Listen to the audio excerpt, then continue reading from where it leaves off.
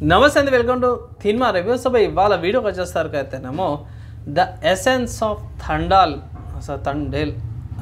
తండేల్ అనమాట. సో నాగ చైతన్య గారిది ఒక మంచి కంబ్యాక్ అనుకోవచ్చు, బాగుంది. ఇది టీజర్ లాగానే చూస్తున్నామే, మనం లెసన్స్ అని ఎక్కడ కూడా మెన్షన్ చేయలేదు. సో గీత ఆర్ట్స్ వాళ్ళ దాంట్లో ఇది వీడియో అయితే వచ్చిందనమాట. సో నాకు బాగా అనిపించింది. సో చాలా మటుకు పోర్ట్ ఏరియా. సో ఈ వీడియో చూసుకోవడం మాత్రం 2 minutes 11 seconds ఉంది.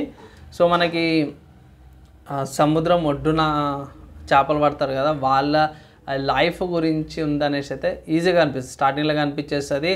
నాకు ఎట్లా అంటే రామ్ చరణ్ గారిది మూవీ ఉంది కదా, సో అలాంటి వైబ్స్ అలాంటి ఫీల్ కనిపిస్తుంది. ఎందుకంటే కలర్ టోన్స్ కూడా అట్లనే ఉన్నాయి.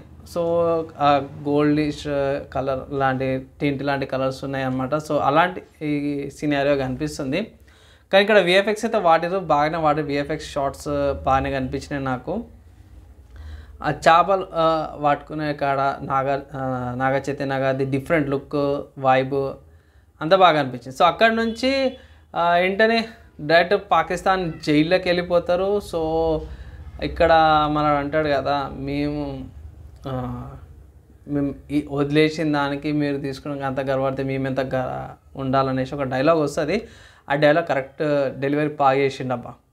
నాగ చైతన్య డైలాగ్ బాగా చేసిరు. అది నాకైతే చెప్పాను ఇంకోసారి, సారీ. కానీ అది మాత్రం పర్ఫెక్ట్ చేసిరు. దాని తర్వాత భారత్ మాతకి జై అంటాడు, అది మాత్రం సూపర్ అనమాట, ఎక్సలెంట్ అనమాట. ఆ లుక్ కానీ ఆ స్టైల్ కానీ నాగ చైతన్య గారిది బాగా అనిపించింది. అండ్ దాని తర్వాత మనకి మూవీ అది యాంకర్ లాంటిది వచ్చేసి టైటిల్ పడిపోతుంది తండేల్ అని.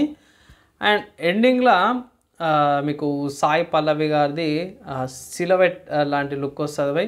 సో ఎగ్జాక్ట్గా సాయి పల్లవిని లాస్ట్లో చూపిస్తారు. ఒక లాస్ట్ ఎంత 10 seconds కూడా లేదు, జస్ట్ ఎగ్జాక్ట్గా చెప్పాలంటే 2 minutesకి సాయి పల్లవి ఫేస్ వచ్చేస్తుంది అనమాట. అంతే, ఒక 2 seconds సాయి పల్లవి ఫేస్ చూపించేసి దాంట్లో టైటిల్ చూపించేసేస్తారు, అయిపోయింది.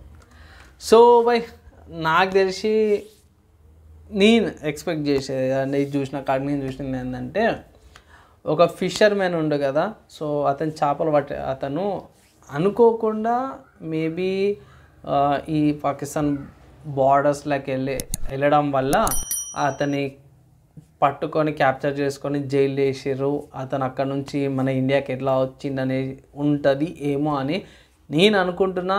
దాని తర్వాత మళ్ళీ ఇంకేమైనా చేంజెస్ ఉంటాయా లేవా అని చూద్దాము. ప్లస్ ఇది టీజర్ ఇంకా అప్డేట్స్ వస్తాయి కదా, సో ఇంకా అప్డేట్స్ అని ఇంకా చేస్తాను. ప్రస్తుతానికి అయితే ఇది ఒక నా పాయింట్ అనమాట. ఇలాంటి ఆల్రెడీ 2-3 సార్లు జరిగినాయి, రియల్ ఇన్సిడెన్సెస్ జరిగినాయి. సో దాని మీద సపరేట్ ఇంకో వీడియో చేద్దాము. ట్రైలర్ వచ్చినాక ఇంకా అప్డేట్ అయితే చేస్తాను. రివ్యూ ఎలా అనిపించింది ఒకవేళ మీ ఒపీనియన్ కింద కామెంట్ చేయండి. ఈ వీడియో ఎక్కడ దాకా చూసే వాళ్ళందరూ నెక్స్ట్ వేళ కలుసుకుందాం.